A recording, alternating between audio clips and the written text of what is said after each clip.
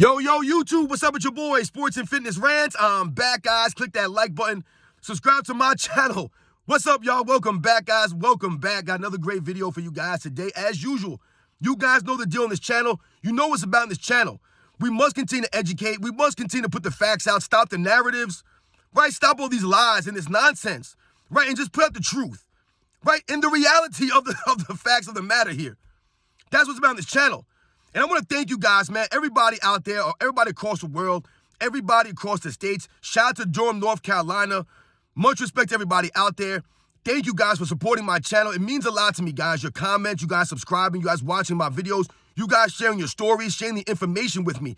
I respect all of it. You guys, once again, are true NBA fans. You guys respect the game. You guys have done your homework. You've done the research. So much respect to everybody out there. And I want to send a special thanks out to my man Hayden Phoenix. Once again, my man Hayden Phoenix, for your continued support, man. Thank you for the super thanks. It means a lot to me. He left a note saying, you got emotional fanboys coming at you hard. They probably paid by Clutch Sports to harass YouTubers. Yo, much respect, Hayden. You right about that, man. He leaves that comment on my video, right? That was part 4 of LeBron James fans say weird things, man. These guys come at me with the nonsense. So much respect to Hayden Phoenix, man. We ain't worried about these guys, man. We must continue to educate. They can't argue and deny the facts, which is why they must cry and make personal attacks. So thank you, Hayden Phoenix, again for your continued support, man. It means a lot to me, man. You are a true NBA fan. Much respect to you. And in this video, we're going to speak about LeBron James and how LeBron James is not clutch. And they just played a game against the Miami Heat the other night, and he continues to show and prove to us why LeBron James is not considered a clutch player like that on the Michael Jordan level. And also why, when they try to say that he makes the right plays at the end of games, that is not the case. And you guys know what to do. Turn the volume all the way up. Hit that play button. Remember, these videos are for educational purposes. And let's roll. So, yes, guys, we're already, 5, 6, 7 games into the season, and LeBron James is already giving us a lot of video footage. He's already giving us a lot of ammo to use against him, right? And once again, this is all facts. This is not us hating on LeBron James. This is us pointing out things that the video footage is showing us, right? I talked to you guys about the first game. He walked off the court after that loss to the Nuggets. Nikola Jokic went to go shake his hand. LeBron James already halfway through the tunnel, right? But then the next game when they win, he stays on the court for 10, 15, 20 minutes, shaking everybody's hand, hugging everybody, kissing babies, signing autographs, right? Doing a podcast, all this stuff, right? That's LeBron James in his 21st season, still doing these antics. And the other day, right, I did a video the other day, guys, about LeBron James talking about his time in Miami and how he tried to downplay it and saying things like he would be the same player if he never went to Miami. I mean, completely not giving the Miami Heat organization any credit, right? Dwayne Wade, once again, not getting any credit. Chris Bosh, Pat Riley, Eric Spoelstra, these guys who helped LeBron James develop his game, right? They got the most out of LeBron James. I've told you guys, right? That was peak LeBron James. That was due to the Miami Heat culture and the way that they approached their players, the way that they had the organization being run by Pat Riley. So LeBron James, once again, is delusional, not really giving credit where it's due. But also in that game against Miami, it came down to a last-second shot. And once again, LeBron James passed the ball right in the closing seconds of a game when he looked like he had a clear layup, right? Or he had an attempt for a layup. He decided to kick the ball out. Now, these are the things that we are talking about, that we are alluding to when we speak about LeBron James not being a clutch time performer on the level of a Michael Jordan and others. These are the instances that we're talking about. And in his 21st season, in the 7th game or whatever it was, LeBron James continues to do the same thing that we've always hated that he's done, which is pass the ball away to somebody when it looks like he had a clear, easier shot attempt. And what do we talk about? We talk about LeBron James and his free throw shooting, right? And his fan club, they get upset or they make it seem as if free throws aren't a big deal, right? And we'll highlight his poor free throw shooting. And why are we doing this? Because this goes hand in hand with his end of the game failures, with his ability, right, to not really feel comfortable in these situations, to not have a go-to move in those situations, right? So I've told you guys, if you look at LeBron James at the end of games, right, a lot of times his shots, they don't look like, right, they're not practiced. He's doing fadeaway threes in the corner. He's just chucking up shots. He does not look like he knows what to do, right? Because he never had a go-to move. He doesn't have any spots on the court that he has to get to, right, to make a shot. That's LeBron James.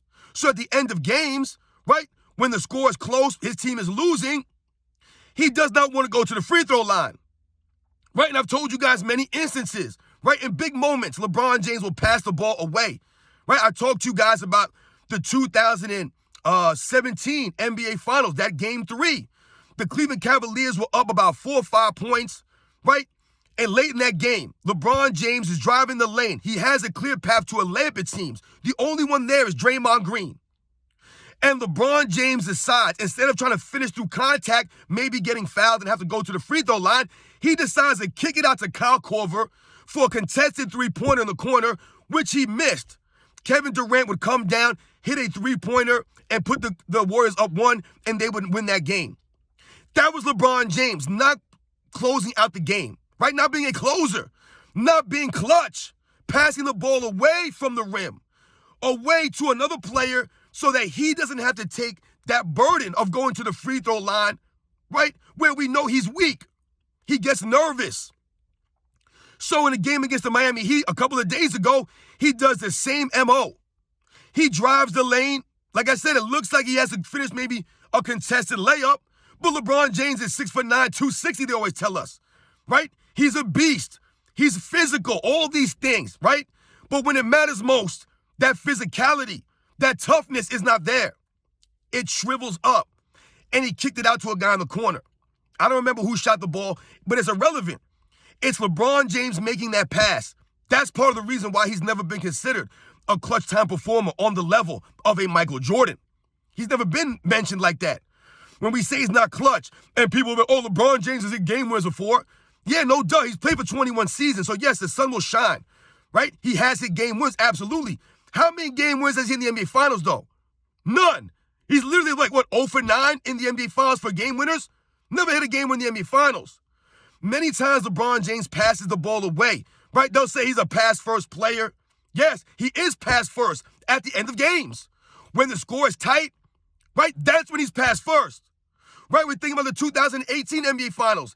That first game, game 1, where Nick Wright will always tell you that was the greatest performance of all time. How can you have the greatest performance of all time for you to score 51 points, but your team lost? And you folded up in the overtime. Right, we all remember LeBron James was having a great game. He drives down the lane, right? And he looks like he could finish for a contested layup. But what does he do? He decides to drop it off to George Hill under the rim, who did not have a shot at the basket. He was under the backboard. He passes to George Hill, and George Hill gets fouled, and he puts him at the line. So LeBron James put all the pressure on George Hill, who's never made a game-winning shot in his life in an NBA Finals, who's not even an all-time great, an all-star caliber player. He put all that pressure on a role player who didn't even have a good shot. This wasn't Michael Jordan passing the ball to Steve Kerr for an open, uncontested free throw line shot. This was George Hill at 6'2" under the rim with no shot. LeBron James drops off to him instead of trying to finish the layup. Once again, why was that? Because the Cleveland Cavaliers were down by 1 point at the end of that game. If the score was tied, I guarantee you LeBron James would have tried to score that. But because they were down by 1, he did not want to go to the free throw line down 1 when he has to make at least one of those free throws. Right? All the pressure would be on him. All the eyes would be on him. So he jumped it to George Hill. This LeBron James MO. That's not making the right play. That is not making the right play, no matter how you slice it. That was LeBron James, right, using George Hill as a scapegoat. Right? Putting George Hill out there. Same thing he did to Kyle Korver. Right? Same thing he did the other night in Miami, kicking it out in the corner, right? Because he didn't want to try to go for the game winner because, once again, his team was down by 1 point. They were not tied or up 1. They were down 1. LeBron James doesn't like those odds. And you see how he shoots from the free throw line this season. What is he shooting? 65%, once again in the 60s for LeBron James. Year 21, nothing has improved. Nothing has changed. Right? He'll start shooting air balls from the free throw line. We know that's going to happen. So, yes, guys, I don't see how LeBron James is a clutch time performer. 21 years in, this man is still kicking out to people for three-pointers when you're down by 1. You didn't need a three-pointer. And people will say, Yo, he made the right play. His guy was open.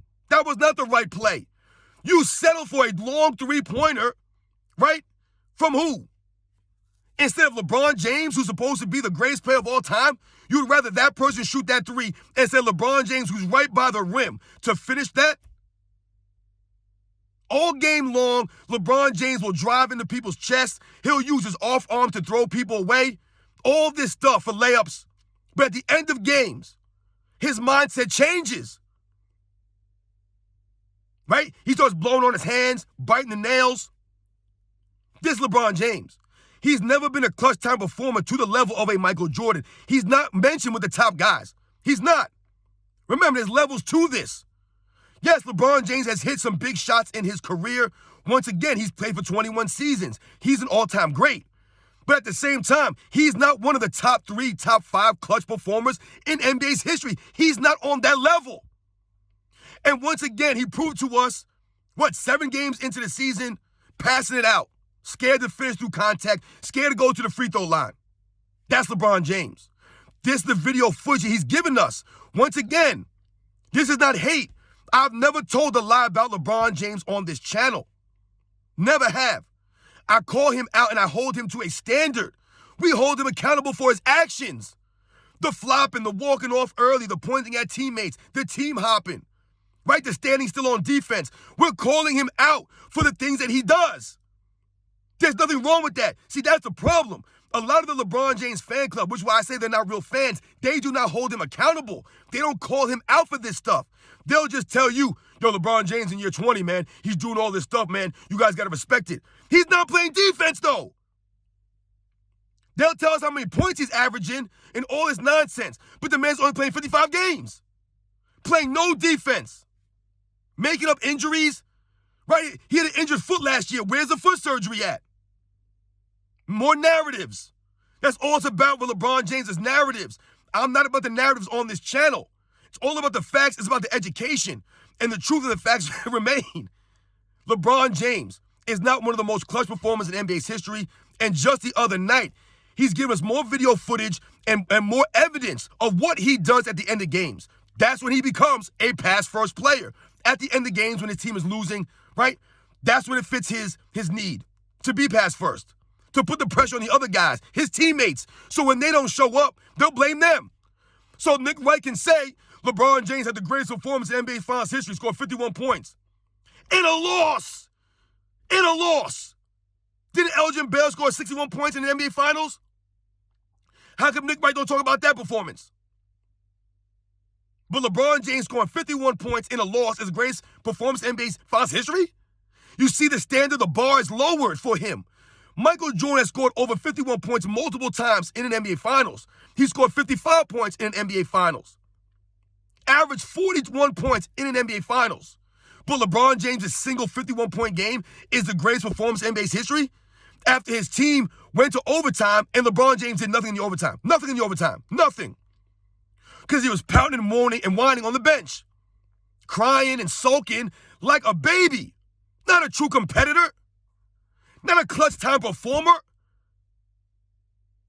That's not what a player who's considered to be clutch does. The game wasn't over. But he gave up. Because J.R. Smith. I told you I blame LeBron James passing that ball to George Hill at that moment. Shame on you, LeBron James. And all his fans out there. Once again, this is not hate on LeBron James. You guys know the deal. I have not told a lie about this man on my channel. Listen, we may not agree on everything, guys. I get that. But we must remember, I'm not lying here. I tell the facts. I tell the truth about what I watch on video footage. What they've given us.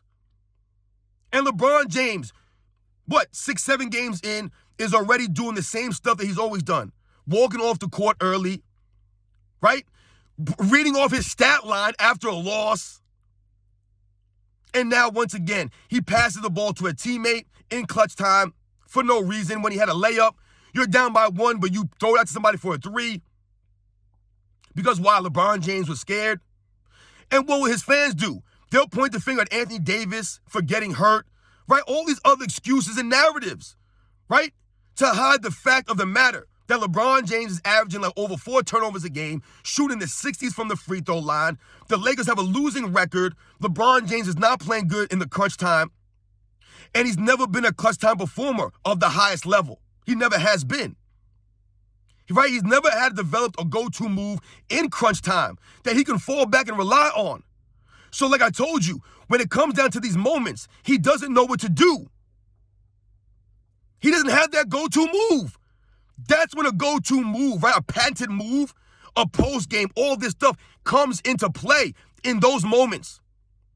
Right? Having spots on the court, a place where you feel comfortable. LeBron James doesn't have that. So at the end of games, he panics. He shoots fadeaway threes, right? These awkward off-balance shots. Or he passes the ball to somebody else. Because why? Scared to go to that free throw line. That free throw line is kryptonite. Remember, guys, we're not here for the narratives, for the excuses. LeBron James, once again, not coming up clutch in the fourth quarter. The Lakers lose again. LeBron James, the pass-first player. When it counts, when it matters most, he's a pass-first player. He's not out there trying to win the game. He's trying to figure out how he cannot take the blame for the loss at the end, right? That's what's about him. He must set up himself to look the greatest, to look the best. Whether he wins or loses is not important to him. He must be able to point to his stats, right, at the end of these games, or be able to point to a teammate. Oh, they missed that shot at the end, man. It wasn't on LeBron James. He made the right play. You see how easy it is for him? There's no standard either way. It works for LeBron James. There's no negative there. He's in a win-win situation. That's the way his fan club operates. We don't respect it, guys. You guys know the deal, man. I'll catch you guys on the next one.